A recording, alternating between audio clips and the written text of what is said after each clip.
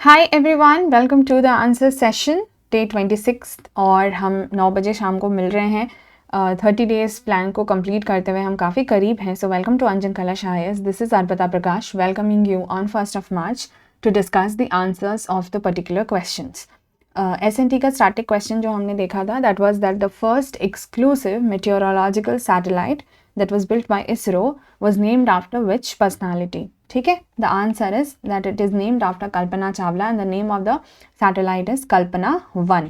तो हम पहले इसकी information को देख लेते हैं. So you can see from here, this has been taken from ISRO's website itself, right? You can see here.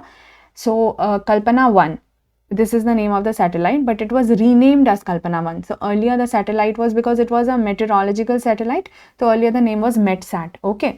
But it was renamed as Kalpana 1 on 5th of February. और recently in February itself we know कि हमने death anniversary जो है इसके बारे में बात की थी of Kalpana Chawla, and from there I had in mind that I would be giving you this question someday or the other. Okay, so 2003 में after the Indian born American astronaut, she has been our pride, no doubt about it, but she died because of this entire space shuttle thing and this disaster. So the death happened on 1st of February, but the satellite was renamed on 5th of February. ठीक है?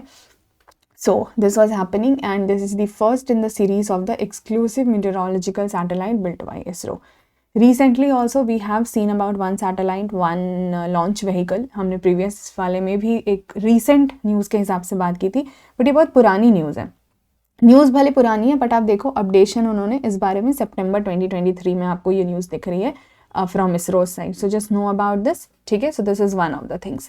Coming to the second question, that active neural network, which is also a subset of machine learning, which is primarily a part of artificial intelligence, as I said, is also known as. The answer is deep learning. बहुत जगह आपने इसका नाम सुना होगा. अब इस चीज़ को ध्यान से देखो.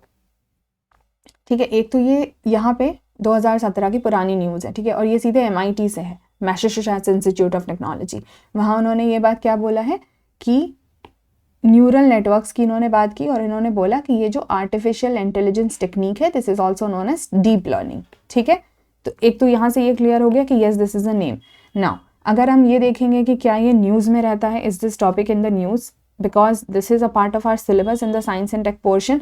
सो if you would just check, है ना, अलग अलग news related to this in different context had already been. If you search active neural network, the Hindu also, एक महीना, नवंबर, दिसंबर में, मतलब पिछले 1-1.5 साल में ये for multiple reasons, for n number of reasons related to AI has been news. So you should be aware about the name. Okay, very interesting question, the article वाला question. What was the question कि कौन से article से supreme court को power है to pass any decree और order necessary for doing complete justice in any case और matter pending before it. ठीक है, क्लियर कट क्वेश्चन है. अब आप अगर इस चीज़ को समझते हो कि इस तरह के जो भी चीज़ जो बहुत न्यूज़ में रहते हैं, now this is an article that had been in news all across. अगर आपने नहीं चेक करा है, so this is something I would really recommend you to check. Anyways the answer is article 142. इसको आप ढंग से चेक करना और इस आर्टिकल को बहुत डिटेल में प्रिपेयर करके जाना. अभी आप पिछला कुछ न्यूज़ बताना. अच्छा, you can also write in the comment section that why this has been in news. ये बहुत ही रीसेंट है, इसलिए मैंने इसको जानबूझकर अटैच नहीं करा है. मतलब दिस इज समथिंग जो अगर आप मिस आउट कर रहे हो, then you are not up to date with whatever is happening. So you need to tell in the comment section why this article has been in news. And here you see that enforcement of decrees and orders of Supreme Court and orders as to discovery, etc. And this is the explanation. You can read more on that, but this is the article 142 here. ठीक है? Okay. Moving to the next current affair question.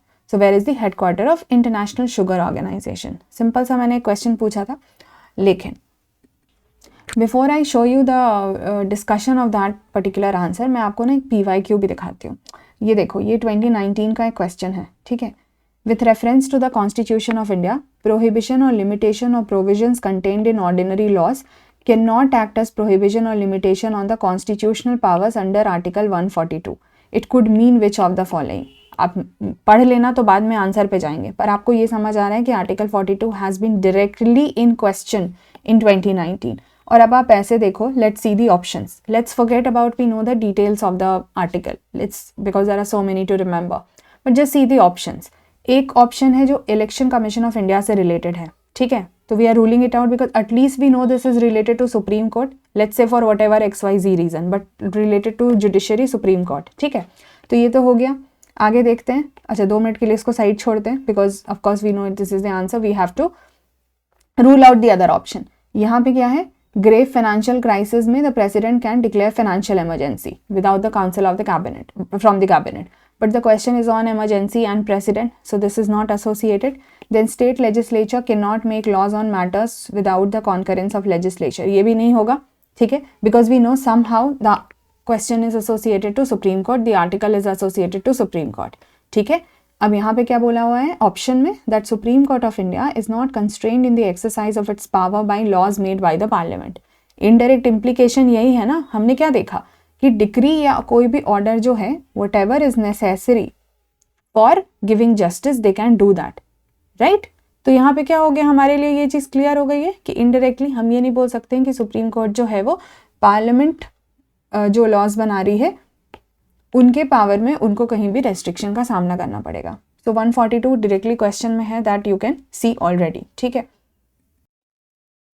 Okay, let's now see the next that I was discussing, that headquarter of International Sugar Organization. Now, out of nowhere, why did I ask? Actually, it's not out of nowhere, it is somewhere. But you know, why did I ask? Anyways, the answer first is London. ये नवंबर की एक news है। अब पहले तो news पे आते हैं, आप ये देखो, ठीक है। तो आंसर तो लंदन है, उसको आप अलग से समझ लेना, but what was the context that I asked this question. तो नवंबर में न्यूज़ क्या आता है, that India to lead global sugar sector as chair of International Sugar Organization for 2024. Are you getting the sense कि इंटरनेशनल शुगर ऑर्गेनाइजेशन के लिए जो चेयर इस साल के लिए बनना है वो इंडिया को बनना है, ठीक है। In the global sugar sector India would be leading. India is the largest consumer and second largest producer of sugar globally, ये भी पढ़ लेना, this fact also is important, and has achieved a remarkable feat by being named as the chair of the ISO for the year 2024. So now do you make sense that why this International Sugar Organization is important? Of course, to know the other details of the organization definitely is important. But at least the headquarter would, any international organization, the headquarter is the first criteria to understand. And the second would be like what work do they do, right? 2 important things about it.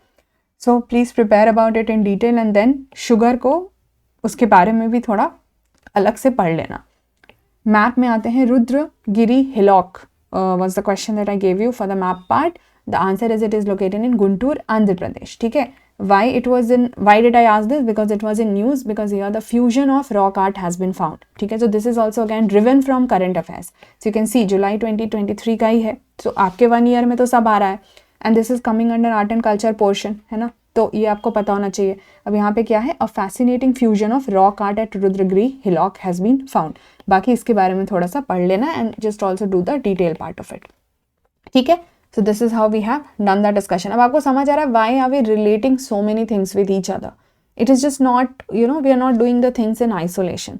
अच्छा, यहाँ पे भी जैसे indirectly you know this is part of AI, so AI has been asked in news and this is going to happen, this is continuing, because अभी science में अगर कोई बात होती है तो AI के अलावा क्या ही बात होती है ना। It is all about artificial intelligence, उसकी के डिफरेंट एस्पेक्ट्स की बात होती है। So therefore that becomes really important. Articles में, out of so many articles in the constitution, you cannot just remember any and every, but something that has been asked, something that is in the news, do you not really think this is important in any different context?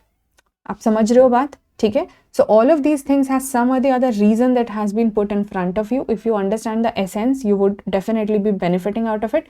Read more on these news. मैंने तो clips attach किए so that you get the reference and understanding.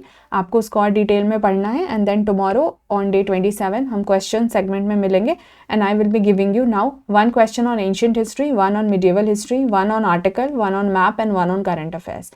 The same pattern will go for day 27 and day 28. All right? So चलो, see you guys. तब तक हम अपना काम finish कर लेते हैं, राइट? चलो, बाय बाय, टेक केयर।